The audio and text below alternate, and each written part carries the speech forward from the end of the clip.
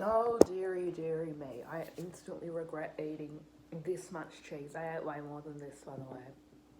I have a rule that when I cut the cheese, I stop when it's perfectly straight. Like, I'm not diagnosed. I'm not going to say it's an OCD thing, but that's just, I like things to be neat. I guess that's a clear sign of OCD. But I have had similar OCD tendencies in the past, but like I couldn't stop washing my hands in grade four, but and even though I went to the doctors and all that stuff, they never really said it was OCD. So still basically on the waiting list, but anyway, the rule is that I cut cheese once it's perfectly straight, and so this left me with quite a lot of cheese to eat, and this is like this brand new cheese that I've never tried before. When I had it, it was really strong and salty compared to the last cheese my mum bought. And yeah, I wonder what my dad's gonna say. My dad is also very particular about his cheese, so my dad might be like, ew, because he probably only has a little bit with his lunch. He puts on a slice of cheese. Well, I just go like cutting a whole. Obviously, I'm not gonna cut off like this much, but like it's obviously more than your average sort of cheese, and so um, but because I wasn't thinking that it would taste so strong. Maybe if it wasn't this strong, I could eat it. But this cheese is just, it's this usual amount I usually have for meals. But yeah, it's really difficult to eat this. But I'm not going to waste food, obviously. I care about the environment, more specifically myself. I feel like I use wasting food, like no waste as an excuse, like for me to eat something. Like, for example, you know, if you have a packet of overdue cupcakes, I'm not going to just chuck the last one out, you know, even if it smells bad, I'm going to eat it. Maybe if it smells bad or if it has mold, I'll throw it out. But if it still looks good, you know, I'm not just going to be like, just leave it. Like, I would eat that because I'd be like, I want a cupcake. So I'm not doing it to save the environment. I'm doing it because it wants to make me feel good, but I convince myself in my brain, this is good because I'm trying to give myself reasons why I should eat that cupcake, you know, so I don't feel bad about it. But anyway, so I've got this cheese wrapped in a bowl, cheese bowl, I guess you could say, but since Miranda sings, I don't feel comfortable saying cheese bowls. So yeah, I'm basically eating it really slowly, which I guess is a good thing because I usually eat like wow, a wolfing down food. So, and I have to remind myself when I eat quickly, I'm not a speed eater. I'm at home eating. I should be eating slowly because then I vomit. Shouldn't even be talking about vomit while I eat, but yeah, it's a huge problem for me. So I think the easiest way I can do, like this is still for me so much cheese. Like it doesn't look like much, but believe me, because I've already been eating this much, like I have to swallow it. And I'm not chewing on it because that's just too much effort. I'm just swallowing it. So I'm sucking on it. Um, yeah, this cheese is really bad. I think I'll, if my dad doesn't like it, then we definitely won't be getting this cheese ever again because, yeah, whether it was me having too much of it or maybe if I put it in the oven and made a grilled cheese, maybe it would taste better or lighter, but eaten by itself cold, it is really, really rank and yeah, just have no words. What am I doing? People are freaking, there's a war going on right now in Palestine and Israel, and all I'm thinking about is me being able to digest some cheese. You know how hard my life is compared to those people? Obviously not. Like what's happening in Israel and Palestine is awful. Like this is like poor Ukraine has now been pushed to the side and overshadowed now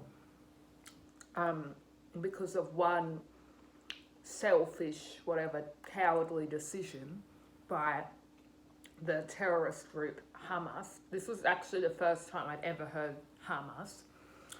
Kind of sounds like hummus, but that's just my mind thinking of food, making food connections. But yeah, it was very obviously unprecedented, and a lot of people are saying that this is Israel's 9/11. And I do think that's a bit of a stretch there. I don't really agree with that because 9/11 is a completely separate thing to what's happening in Israel. And I don't think it's right to. They're both just as bad as each other, but I still don't think it's right to compare a tragedy to another one because this was another time. This was when a plane was hijacked, in case you didn't already know, and crashed into the World Trade Center, as well as the Pentagon and a field in Pennsylvania. But what is happening in Israel and Palestine is the product of decades and decades of war within these two nations right next to each other, or two cities or states or whatever you want to call it. And so it's not really comparable to America. America is its own country who obviously was involved in a lot of wars, stupid wars that they probably shouldn't have been involved in. But it's still not okay to just say 9/11. I think that's really offensive to people, victims of 9/11 and victims of the Hamass terrorist attacks. We shouldn't be comparing them to each other. They are both horrible things, but we need to put that aside and just focus on what's happening right now. 9/11 was like 23 years ago almost. Like, it's safe to say, so this is a new, obviously, this is a different decade. Things are completely different from then. And so I don't think it's fair to say this is Israel's 9/11. Like, as much as I support Israel and their right to defend themselves, as a lot of politicians are just saying the same thing, like, Israel, I stand with Israel. Israel has a right to defend itself. It comes off as very robotic and not very robust, or should I say from the heart or whatever. It is just, it's just like, the cheese is obviously making me do that base. Yeah, it's just like, should it be all right to just, like, as much as like I said, it has a right to defend itself, but it's still, I'm still not really on their side 100%. I'm obviously I'm on the sides of all the Israeli hostages and the people who have died and, like, taken away from their families. Of course I'm with those people. Like, they do not deserve any of this. But for the politicians' side of Israel, I am absolutely firmly against Benjamin Netanyahu and his corrupt government. I dropped my cheese. I don't know too much about the Netanyahu government, admittedly, but from what I've known, he isn't really a good guy or very trustworthy. And I just get that impression looking at him. I don't think he's done, even before this incident, there was still mass protests going on in Israel over Benjamin Netanyahu's leadership. So what I'm guessing is there is like an inside job going on. And I'm not really the type of person who believes in conspiracy theories or anything like that. But after this attack, it was so strange. All these news places and experts were talking about how strange it was for Israel to have this attack when they have the highest security agency in the world, or Mossad, I believe it's called. And this attack was able to happen. And that's very odd. So I said to Dad, like, I'm not like the type of person who's like quick to go into conspiracy theory. This was the result of this or whatever. Sorry.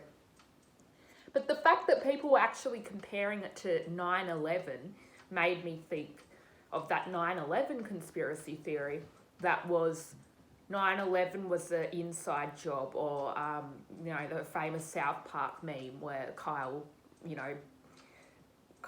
Cartman blames Kyle for 9/11. That was pretty funny, but I can see why people think that, how 9/11 could have been done by the US government, as a reason to invade Iraq or something. Because there's a lot of questions still lingering on people's minds. And then that made me think, what if this is so shocking that the world's most secure security agency cannot, what's the word? Just they cannot, they didn't know about this, then that, I can't think of any other reason than the Israeli government plotted this as a start to make Palestine look bad. The Israeli government purposely pretended they had no knowledge of this attack. And then as a reason, for people to the world to finally turn against Palestine. And finally people be like, it's not choose sides, either Israel or Palestine. People just go straight to Israel. And I could sort of see that be a possibility, because now poor people of Palestine, Hamass aside, the poor citizens of Palestine are also being killed from the freaking drone strike sent out by Israel.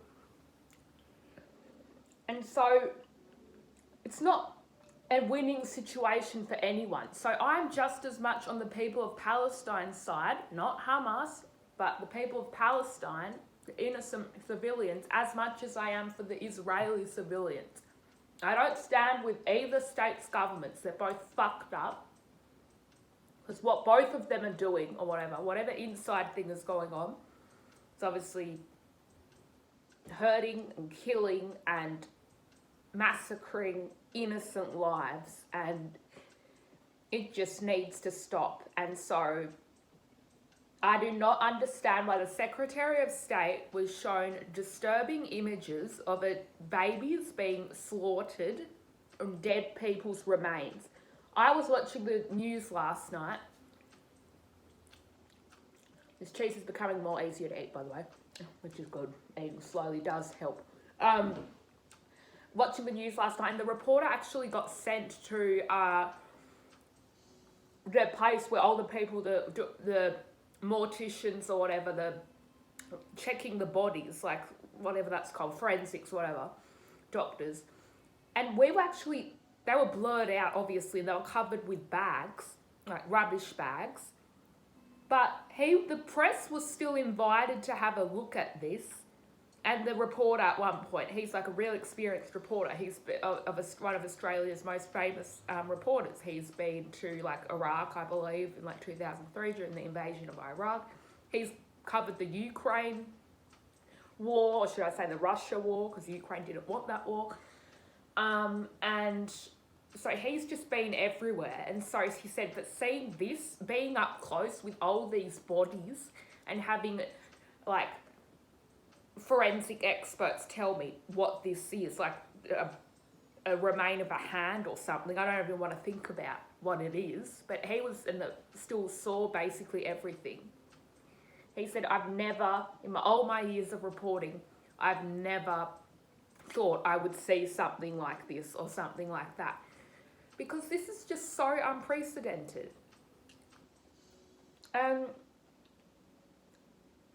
I don't think you shouldn't have the press just be shown, or the Secretary of State be shown photos of dead people. What is that going to achieve? We know there is a war, but they are still people. They have a freaking mental health, and they still have feelings. And so I don't think showing Antony Blinken photos of fuck Israel's government for that. A big fuck you for just thinking it was okay to show what has been going on to people who still have a brain and are able to process those images. It is so disturbing. You're not going to show innocent members of the public, so you shouldn't just show another, just because he's an official, those photos. Any human being cannot look at that and go, okay, yeah, I understand. Even though that's how he has to react, but no one can react like that. It's in our nature. unless you're some psychopath and you can look at photos like that. Like, I went to school with some boys who loved looking at gore stuff because there was this boy who wanted to fight in the army. And he also believed that guns are an asset, so he is pro-guns. Thankfully, I live in a country where guns are, it's not like they're banned, but they're still, you need a license, unlike America. But he's still, like, because he doesn't see it that way, he says guns are an asset. And so he used to spend lunchtimes just watching videos of people getting killed and stuff. And luckily I didn't see it because I didn't want to look at his laptop, because I knew I was going to be traumatized if I saw that.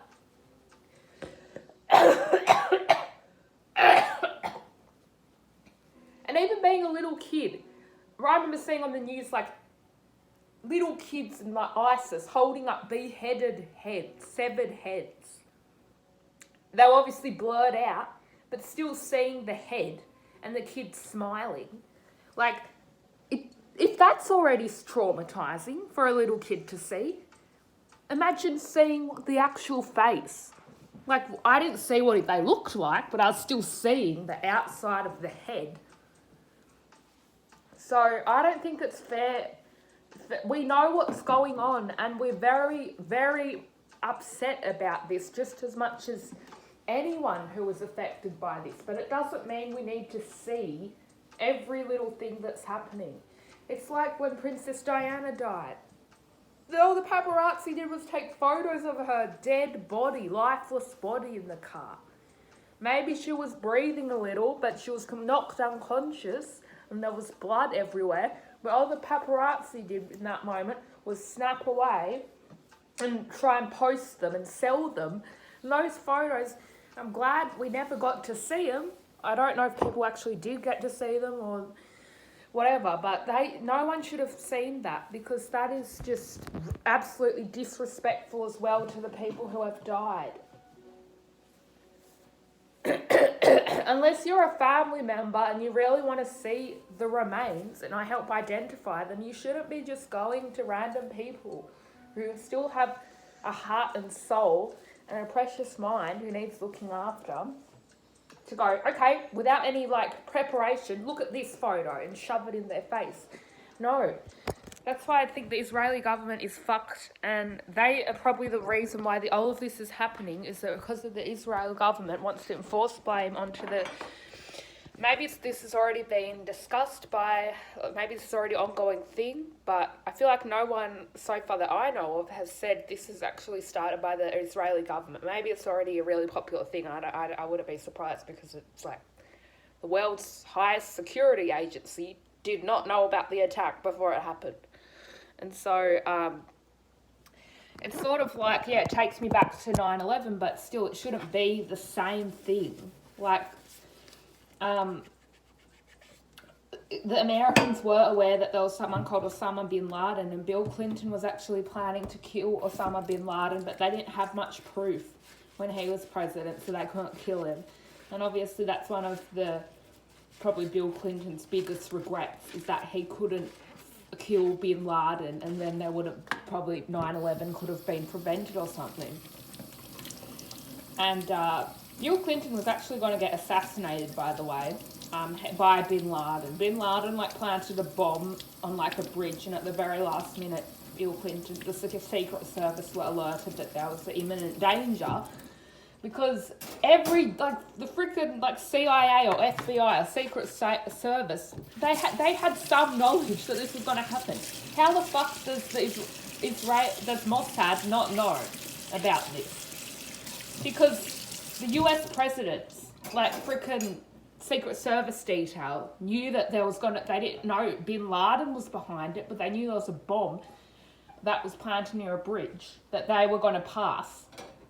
And so it just doesn't make sense. And so I think if that's not the case, if they genuinely didn't know about it, then I think something's really wrong with their government and the way they operate. And I think that's something that should be criticised for and not condoned, unless there's obviously failure on both sides. But Israel was the place that Palestine was first. So it's not like I'm for the Hamas, but it's not a reason to go and frickin' make them look bad.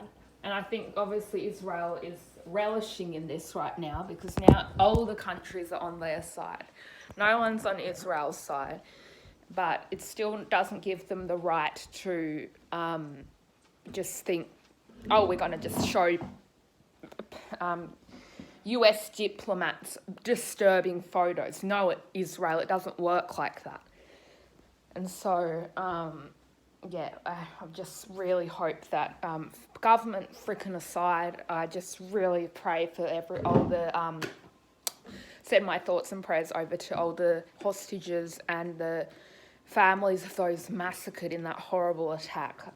It is just unbelievably a whole other scale, but I still hope people remember that there's another war going on, and that's Ukraine, and we have just 2 horrible wars happening right now, but Ukraine is obviously there as well, so I hope the media and stuff doesn't forget about them, because yeah, they're basically just pushed under the rug now.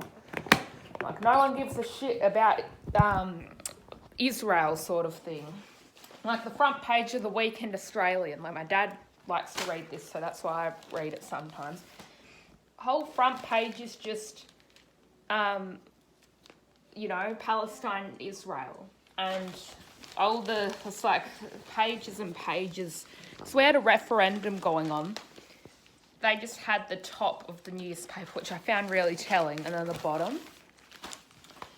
And then like the journalists are saying stuff like,